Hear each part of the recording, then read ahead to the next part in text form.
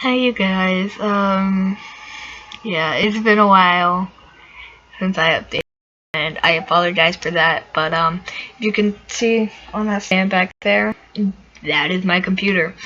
I'm currently recording on my dad's computer. Something happened to my computer and I can't get into it now. So it's probably going to be very, very sparse updating until I can get a new computer.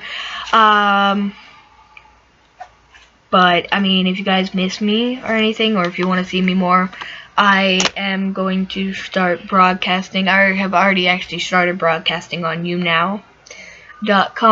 You can tune in every day of every other week, around 4 to 5 or 6 to 7. One of those times is when I will start. It'll either be 4. I'll start either at 4, 5, 6, or 7. I'm trying to do it around 2-hour long intervals. I'm doing it for my singing, and I've gotten kind of large fan base going. So far, the lowest I've been on the charts, or technically the highest, I was actually at 17. I was number 17 today in singing, and that made me very happy, considering I'm usually 40 or so, somewhere around that.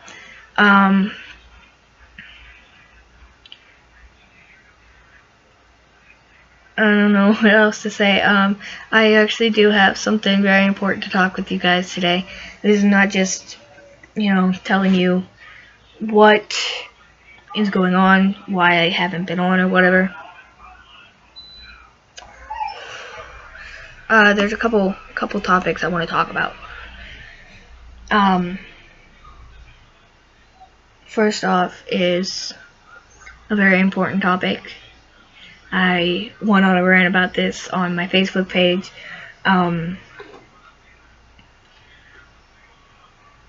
There's some of you out there that watch me that are part of the LGBT community, part of the lesser known part of the LGBT community, so you know where I'm coming from with this.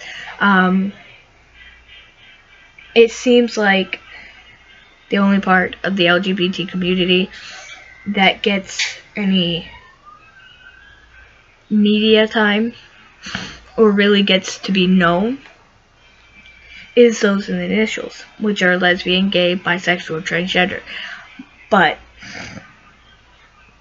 what many people do not know is that the LGBT community is actually a lot deeper than that. There's so many other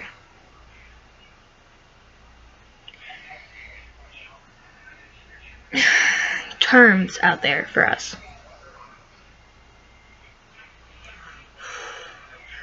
Such as there's the romantic terms, such as biromantic or panromantic, such as that. And that means that you are not sexually attracted to the same sex, or you're not sexually attracted to them, you're romantically attracted. Some terms that many people do not know is like what I am, which is panromantic. Panromantic is, many people call it bisexuality or biromantic, but it is not actually. It goes a lot deeper than bisexuality does. Panromantics and pansexuals can be attracted to everybody, no matter what pronouns they prefer or what sexuality they are. Our motto basically is hearts not parts. So we can be attracted to transgenders or gender fluids, or male, female, the typical, or anybody really. Bisexuality is focused mainly on just male and female. The Is it binary or non-binary? It's just based on those two, the attraction. While panromantic is based on everybody.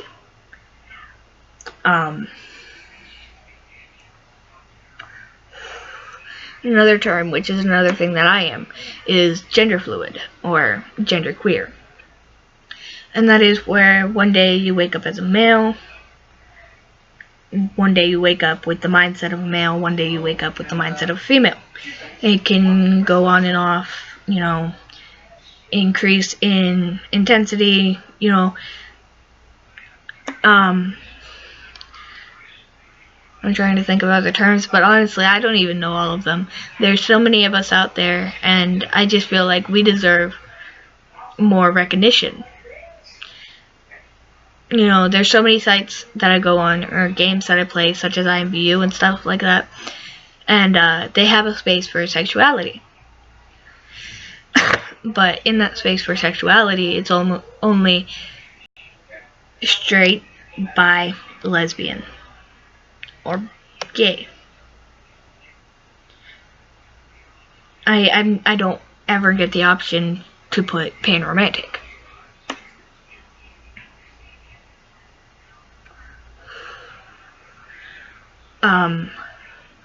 And that really sucks, because that tells, you know, transgender people or genderqueer people or anybody really that I am only attracted to male and female if I have to put bi. Most of the time, if they do not have an other option, I put bisexual.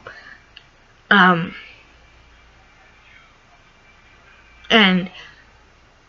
I think it's pretty bad that a lot of people don't know a lot about the different things in the LGBT community, because I remember I was on Tinder, and I put in my bio that I was pansexual, genderqueer, and asexual, or panromantic, genderqueer, and asexual. And somebody told me that I was stupid for putting asexual in my bio, and that I probably got it from Tumblr, from a Tumblr post, and that it means that I can produce children on my own, which technically you can, but what people don't know is that while asexual is a biology term for plants and mammal sea animals, or mammals that can produce children on their own that are both male and female, have both those sexual organs. Every word has double meanings. Every single word. I don't care what word it is. Every word can have another meaning to it. And there's another meaning for asexual other than just the biology term that is used for plants and animals that produce on their own. Hi, cat. And that other term is that like panromantic means that I am attracted romantically to everybody. Asexuality is when you do not have sexual thoughts or feelings, or you do not desire sex. That is the other term for it. And I believe it's really stupid how dumb a lot of people can be. And I'm not using this in an offensive way, but it's really messed up how dumb people can be when it comes to the LGBT community. And that's not their fault at all. It's the media's fault, because they give recognition to only lesbians, gays, bis, and transgendered. They don't give any recognition to anybody else in that LGBT community. And you know, it kind of sucks when you feel distant from your own community, a place where you're supposed to feel loved, and a place where you're supposed to belong. But I believe a lot of us that are not part of the initials feel like we are not part of the community. because nobody knows about us. So I just want to give a little more recognition to the rest of the LGBT community.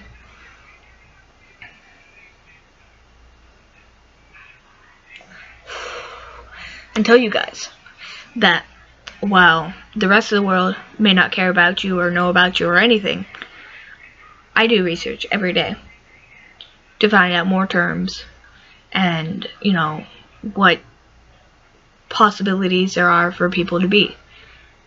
That's actually how I found out that I was not actually bisexual. That's how I found out I wasn't actually transgendered. And that's how I found out that the correct term for me is panromantic, genderqueer, and asexual. And I want to give recognition to those of us who are not shown love by the rest of the community. And I want to sincerely apologize on behalf of the LGBT community for the rest of us not getting recognition.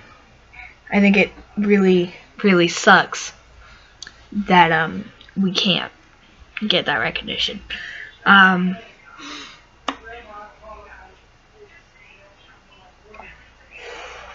other topic I wanted to touch on, I saw this commercial today for eczema or something like that. It was the red patchiness of your skin.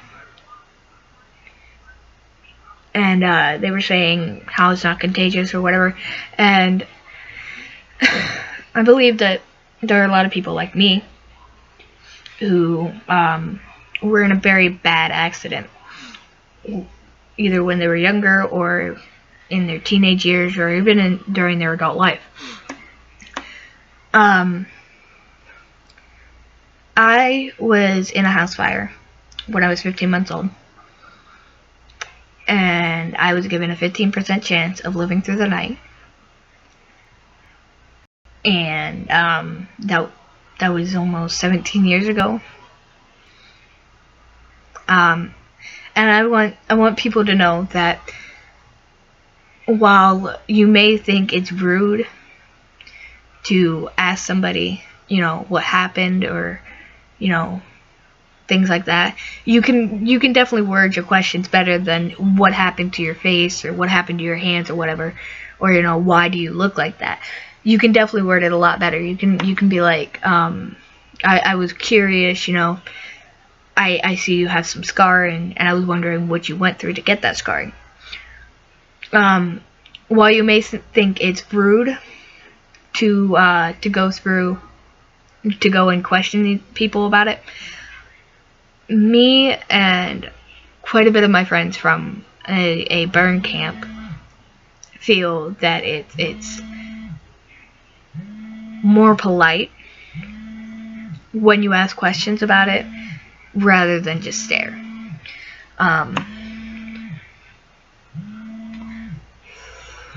I personally really, really hate when people stare at me because it makes me feel uncomfortable. It makes me feel like I'm just this anomaly that they're trying to figure out, and that really discomforts me, and I really don't like it. Now, when people ask questions, I love to tell my story. I love to inform other people about what I went through, just so that they have a better understanding about me and what I went through. And I don't like to tell my story to get pity from other people. I like to tell my story so that people are more informed.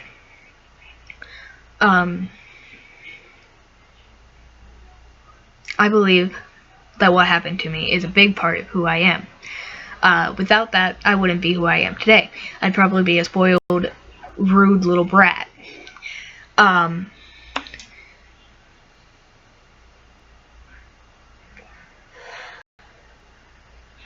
Sorry, I just got 2 new puppies, and they're over there. I don't even know what they're doing. But without what I went through, I probably wouldn't be a caring person. you know, there are many times that I think, you know, if I wasn't burned, I would probably be very pretty and skinny and popular and all that. But then I realized that I don't need to be popular. I don't need to be skinny, and I'm beautiful in my own way. My parents tell me that I don't have scars. I have battle scars, or tiger stripes, as they put them. Every scar on me tells a story. Every single one of them. I think it's our job as people to find out what those stories are. I'm a very curious person, and while I may be very shy and socially awkward, if I see somebody like me, or somebody with like a scar or something on them, a very defining scar, that shyness just kind of melts away, and I go and ask them what happened. You know, how'd they get that scar? It's a very cool looking scar. And I think the reason I do that is because I know that's what I'd rather have happen to me.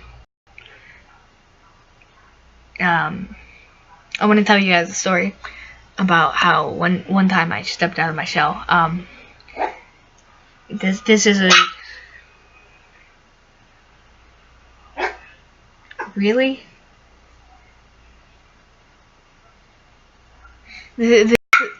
Stop it! Come here. Come here. And be quiet. Sorry. My second year at Angel Faces, which is a retreat for girls with who've been in burn accidents or with birth defects or anything like that. I was in the airport getting ready to come home. I traveled by myself to this retreat. That year it was in California. The first 2 years it was in California. The last year I went, my third year, it was in New Hampshire. They paid for my entire trip through sponsorships, and I think that was very awesome. And I was standing in line at Starbucks because I love Starbucks. It's every time me and my mom travel, or I travel on my own, I always have to go to Starbucks. Always. It always makes me feel better.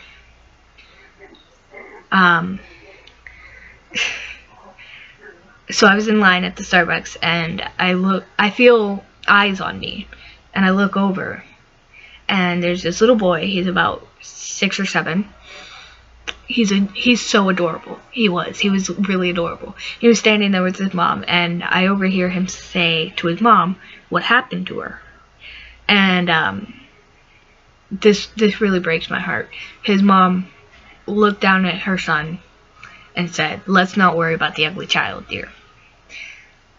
And despite the fact that I really, really wanted to cry, I took a deep breath in through my nose and let it out through my mouth.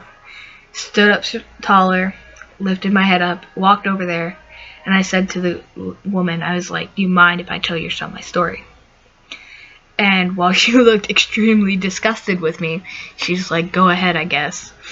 So I kneeled down in front of the little boy, and I told him, you know, I was in a house fire when I was only 15 months old, which is a year and 3 months. I was given a 15% chance of living through the night. I was in the ICU for 3 months. They were pulling rocks of charcoal or something like that out of my lungs, about this big. I was on a ventilator. I was just in really bad shape. And that if my dad did not come in when he did, me and my nephew would not be here today. Because when the firefighters got there, it was too hot to go in the house. When my dad got to the doorway after getting me out of my bed, the roof over my crib collapsed. And the only thing that saved the rest of my body was a Barbie fire retardant sleeper. And by the time I finished my story, the mother was in tears. And when I stood up, stop recording, come get your supper. And by the time I finished my story, we were close enough to the Starbucks line that everybody heard what the mother said before I went over there and everything. They heard my entire story, and a lot of the people in that line started clapping for me. Some were cheering, and the mother was just bawling. And she says that she's so sorry for what she said about me, and that she didn't know. And I looked at her, and I was like, how could you know? You never know what somebody went through unless you ask them yourselves. And it's not right to judge somebody based on how they look. And